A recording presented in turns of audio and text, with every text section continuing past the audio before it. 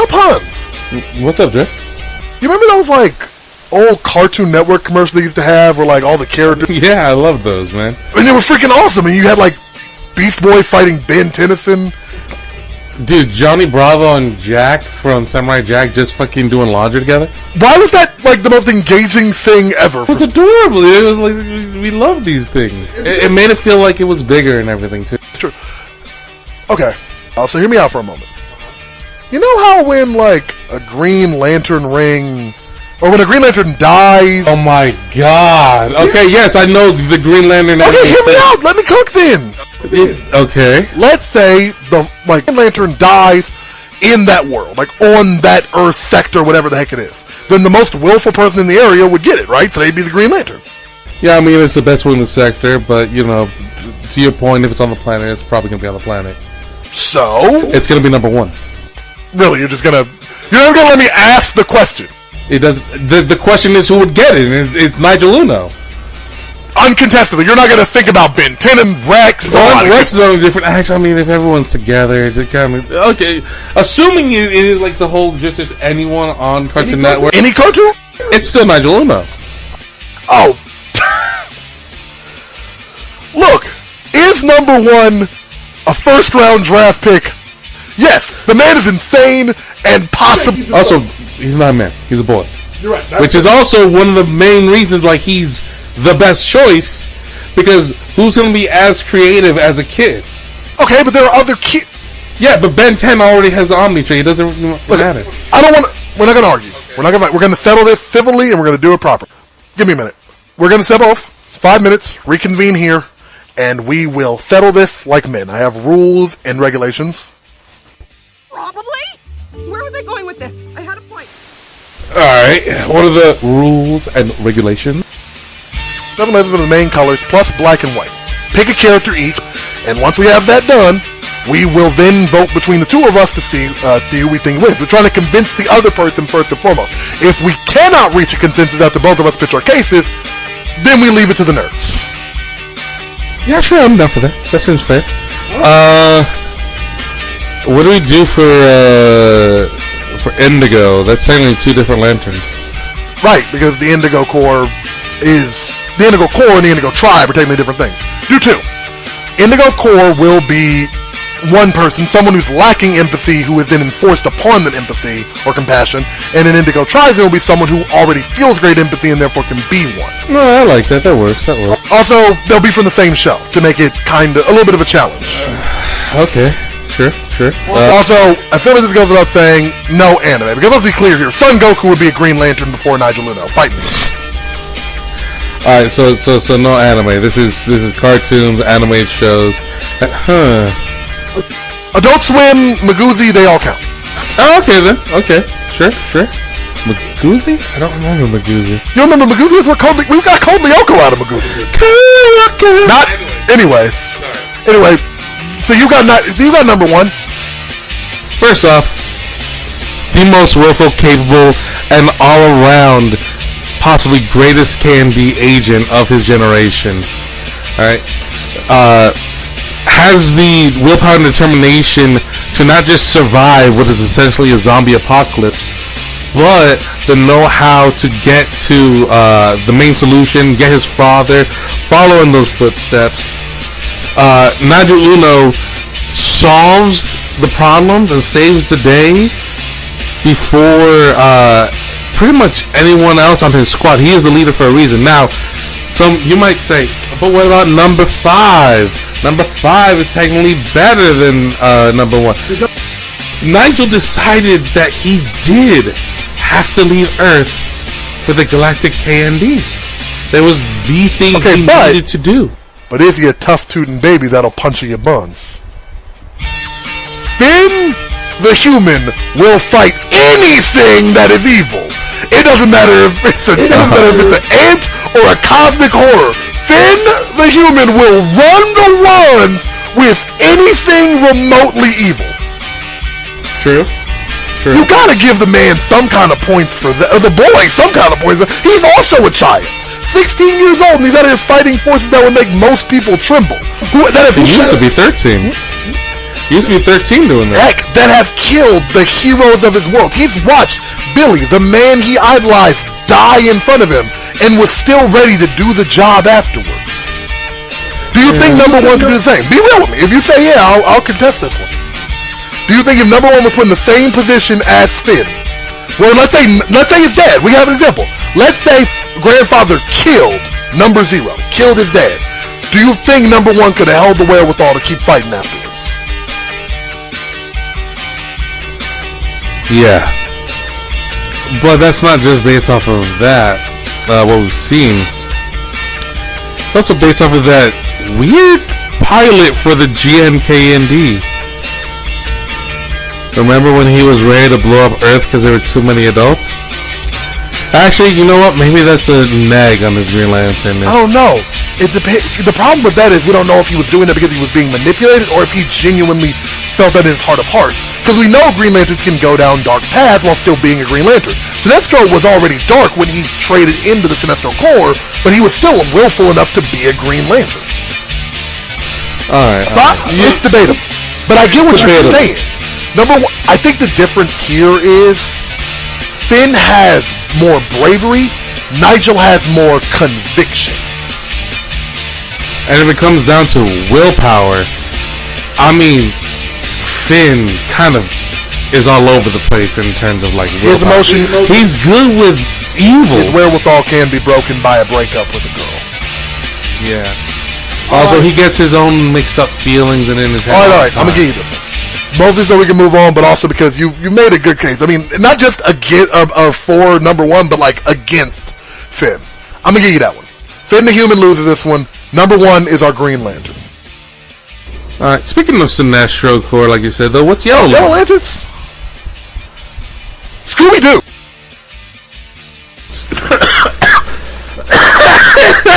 Scooby-Doo! In order to be a Yellow Lantern, you need 2 core traits. You need to both be able to instill great fear, intimidate, bring beasts to heel, so on and so forth, and also feel fear yourself. You need to And who is afraid of the beings that know he's a literal cosmic horror entity bound to the spirit of a dog.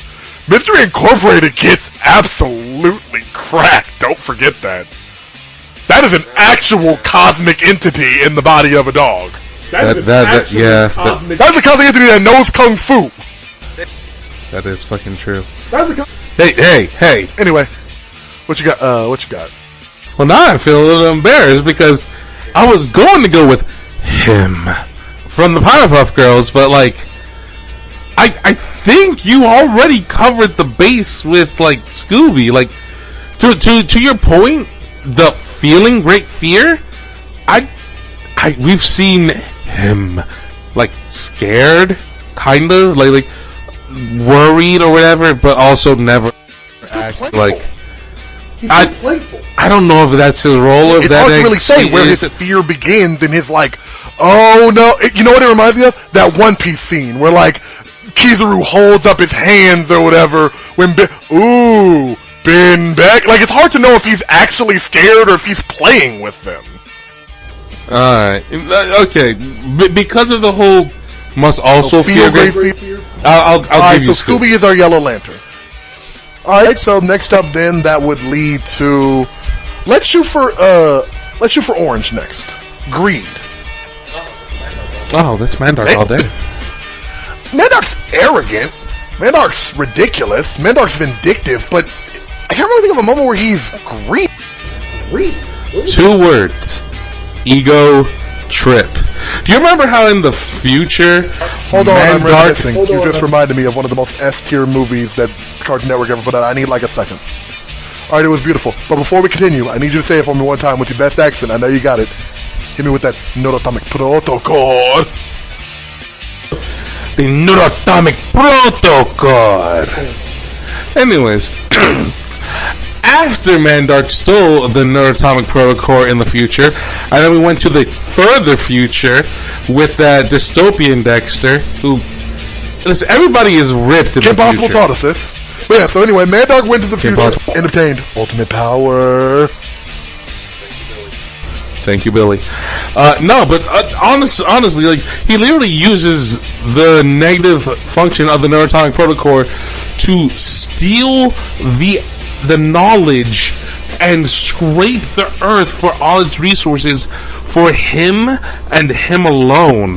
That is, he is like super Larfleet. His knowledge. Not only does he become a unmoving, he does become gluttonous.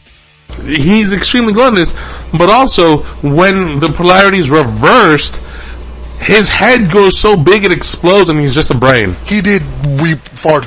And I guess that's it. You do have me on scale, but the person in question, I feel, just lives greed more often. You've got Ego Trip, you've got that movie, but that's one of his only real big greedy showings. This dude walks around constantly doing some of the most evil and unhinged things you can think of, strictly for the bag. Chris McClane from Total Drama. That man was ready to kill teenagers for the sake of ratings and money. Chris McClane went to jail for child endangerment and got let out because his ratings were that good. Yeah, but you know what that means? That means the studio was greedy. Not Chris. Chris was their instrument. The studio execs, those are the ones that you need. At least Mandark, as soon as he moved into town, literally told Dexter, hey, shut down your lab because I need more power. Your lab is draining my power. I need that power. Chris ruins people's lives. I guess you're right. You could argue it's sadism just as much as it is greed. I mean, he's in it for the bag, but he's also in it for, the play. Alright, fine. I'll pass this one to you. We'll agree. We'll respectfully agree that Mandark has the bigger scale. Alright, so going from orange and greed, let's go with something a little bit more lighter. Hit me with your blue ring of hope. There's only one card character I can think of that really hits it like that. Class of 3000, sing! La la la la. The fact that you sang it, mean I already won. Just give it to Sonny Bridges is the most hope-inspiring man Card Network has ever hit us with. Sonny Bridges had them kids seeing the world in a new light, and the only reason why he himself lost that light was because he had lost sight of what it meant to make music, and he found it so quickly through one performance of those kids, and he does everything to hold on to that. Sonny Bridges not only instills great hope and has great hope, but knows what it is to lose great hope. I mean, he was retiring at the start, and then it literally comes back from. I mean, I'm not gonna sit here and say Sonny Bridges isn't an absolute masterclass, but Madam Foster literally opened a foster home for imaginary Madam Foster friends. is one of the kindest human beings on the face of the earth, and kindness does often bring hope to people. Not even gonna argue. Honestly, mad props for the Madam Foster deep cut. I actually would have forgotten about her. Thank you. But, I'll be the first to admit, man, it's just, it's just... It really is. Sonny Bridges you feel, Madam Foster brings hope to the people in her world. Sonny Bridges brings hope to you. You hear him talk and you feel something about that. He reminds you to be yourself. He reminds you to... Man, even the extended version of the intro, they don't play songs like this on the radio anymore. Yeah, but if it's jamming, all the cool people will play it. He reminds you to be yourself, to love what you do, to live with passion. And those lessons don't just... He's like a musical Miss Frizzle. Wait, that's actually really fucking good. Alright. I mean... Sonny Bridges does make everyone around him better, and a Blue Lantern does have to boost up a Green Lantern. I don't think Sonny Bridges would be very good at boosting up Finn, but that'd be an interaction I'd like to see. Sure, I don't think Madam Foster would be really good at boosting up. But here's the question now: would Sonny Bridges be able to boost up number one? We know that Nigel's not above taking inspiration from cool adults. That's true. Hey, wait, Madam Foster. I didn't say she wasn't. I'm just saying that we know that it's a fact. Okay. I'll give you. Thank you. Thank you for seeing reason. Thank you for proving you are not completely insane. No, only partially. Okay, you're starting to piss me. Go fuck yourself. You know what? I need to channel this anger. Who's your red? Who's your red lantern? Who's your anger source? It's Spear from Primal. The Adult Swim show about the cave. I know who Spear is! I didn't know who Spear was. I'm not gonna lie to you. I thought his name was Primal for like the longest time.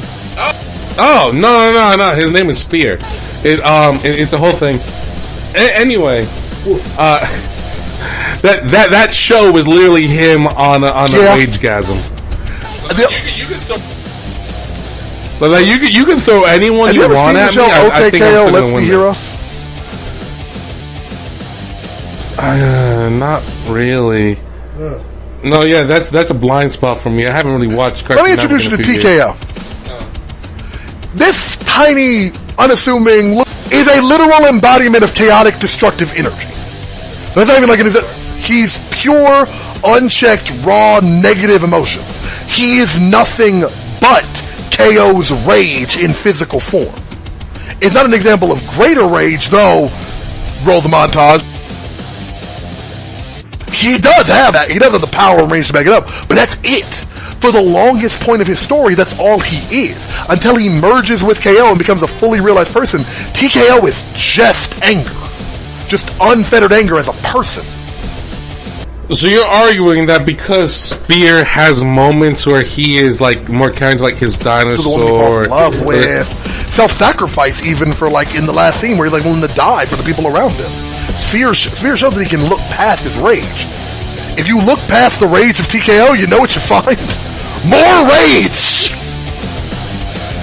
I'm upset about this blind spot because I can't confirm, but I don't think you would. I wouldn't lie to you about this. We'll watch it later. Okay, fine. Hey, get this up to 100 likes and I'll make him binge watch OKKO with me. No, don't do that. Please don't do that. Please do that. Please don't do that. Okay. Who do we have left? We have Violet and Indigo, right? And White and Black. So next up will be Violet then. Who do you think has the biggest heart, the most love? I don't like the way you're laughing right now. Alright. I kind of feel like I have the winner here. So you tell me yours first. I went first no, wait, I didn't go first last time. No, you didn't. No, you didn't. The things I do for love. Courage. My man would. If you're telling me about a character who would trap their loved one in a crystal to keep them safe, that man would have dragged Muriel into that crystal months ago. True. My man would have gotten the violet ring, went on his little computer, typed in "How do I use this to keep Muriel safe?" would have gotten back in that snarky British accent. Put her in a magic crystal, you twit. And then proceeded to do that with no hesitation. Courage would die for Muriel. I'm fairly certain Courage would kill for Muriel. I mean, against your character, I mean, okay, let's go. Just me and you. Let's go. Just I hate on you. Two. I hate you. I am You do know that's not literal, right? He's not literally made of love. And it's stronger than you.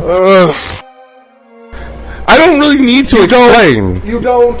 It's Garnet. Anyway, move on to Indigo. You win. Okay. I'm not going to fight you. You win that one. I can't get a song out of my head. Move on. What's your Indigo? What's your? You need two. Don't forget, you need two for this. You need. Okay, so I mean, full disclosure on the table. I feel like this is probably my weakest one. I was struggling, man. The whole rule that they had to with the same show was messing with me. So I ended up just going Little Neighbor Girl and Johnny Bravo. I think her name is Susie. Susie, Little Neighbor Girl, and then Johnny. I mean, listen, Johnny's not evil or nothing, but like he is definitely he's not really in a himbo because like Johnny lacks kindness. He lacks care for other people. I get what yeah, like he's not a jackass, but he is. And he's kind of a jerk. He doesn't really. I mean, kind of. Literal Susie sense, is an innocent. She's sweet. I don't know if you can really argue she really embodies compassion, but she does embody goodness and purity. You You weren't really feeling it. wasn't. I would say there were better options you could have had. Bugs and Daffy immediately come to mind for me, but they weren't my vote. My vote was Zach and Vivi Argos from the Secret Saturdays. A literal representation of loving and living with nature with Zach Saturday. Dude was the magical cryptid antichrist and still wanted to be the hero of his story. Versus Argos, who is a Yeti who has exploited and used everything from other cryptids to living people to actual, like, corpses to get what he wanted. He was so uncompromising and obtuse in his desire for what he wanted, he was willing to destroy the world. I mean, you kind of just look. You snatched the win from me. I'll take my gimme. I thought I had you with courage, man. All right, so you took the Indigo. I'll give you that. Now, do you think you won black? Do you think you won white? Or do you I'm pretty sure I got both. Right now, I think we might unironically be like almost tied, 4-3 right now. So to win, you've got to win both. If I win one, I win. Alright, so in that case, I'll go second for both black and white. For black, I'm picking Mandy. Mandy tamed she owns death. You want to know my character who's brushed with death, fixes. She walks around with literal death hanging on her all the time. She beat death in limbo. Though she is not the keeper of the Reaper, technically. I will have that song stuck in my head. Alright, that's not bad. Mandy's great. Mandy's fantastic. Who do you really have that can beat someone who owns death? The Lich. I don't like when you look at me like that. Listen, man, when it comes to death, we saw in Fiona and Kick as well what the Lich's total endgame kind of is. He does just, for gold, he just destroys everything. And then enters that name, and it's just, the Lich is the end. Always. I have a girl who owns death, but you brought basically knockoff Necrom. The Lich is basically just cartoon friendly black light already. Yeah. I don't want to relent. Fine. You got that one. The Lich is death. Like, I'm not meaning that metaphorically or rhetorically or in a fancy way. Just straight. Ooh, we should totally do that too. DreamWorks list. And then again, I go first. Right now, but that means we are tied. That's why the people of this world believe in Garnet, Amethyst, and Pearl. And Steven. To be a White Lantern, you have to do one of two things. You either have to embody life in creation, a reverence for life in some capacity, or you have to command the emotional spectrum, the full range of emotions. Steven does both. He both exhibits himself as a healer, a caretaker, one who brings life to the lifeless, but also goes through the entire range of the emotional spectrum through his journey. From intense rage to love that becomes almost obsessive with Connie, to fear and apprehension about his own life, to his willful desire to keep fighting despite that fear. And do I even need to bring up Blue? No. True, it's true. No. Man, Steven Universe is pure and good on some level. Even when the world broke him down, that light never died from him. I couldn't think of anyone better. I'm really shuddering to think who you've got who is better. Well, the only one that I can think of that might be the one that might be better, the literal fighter of the darkness. They call him Jack. Guy who's like, you took this literally again. I did take this literally again. Like, I feel like I'm like being metaphorical and you're... I am also being metaphorical. Listen, you're trying to say experiences of emotions and everything. Jack literally lives off of hope, experienced years of unending rage to the point that, like, it made him think that seppuku was the only thing. Fear of both taking a life and losing his own, intense willpower to overcome the feelings. He fell madly in love and lost that love in a moment that also filled him with despair. And both him and Steven are incredibly empathetic. Not only that, also just getting around to the greed thing, nothing stops him from wanting to get back no matter what. It's not just an obsession, it is a creed, a duty that he holds to the highest degree. But against it, he does give it up several times. The problem is, when talking about greed, Steven also isn't particularly greedy. So Jack might lose that one, but I don't know if Steven can really be said to have like a lot of greedy moments either. But also, when it comes down to it, I think where Steven loves life probably more than Jack. Jack has experienced the world, the different cultures, helped the less fortunate, lifted up those who are in literal dystopian futures, and given them a new chance at life. When we saw, I forget her name, but in the like final season, that woman who was a daughter of a Ashi. go back and look through his journey. Ashi was her. Thank you, Ashi. She runs into all these people that were touched by Jack's lives, and I mean, in that same regard, though, better Steven for it. literally showed the value of life to the Diamond Authority. He showed them that there was a better way. That was what got them to change the way they looked at things. Look, let's say this, I needed to be known, this was not scripted. We did not plan out how this is going to end. We didn't even know what the other person was going to pick. I can't decide. I'm not relenting. I think Steven beats Jack.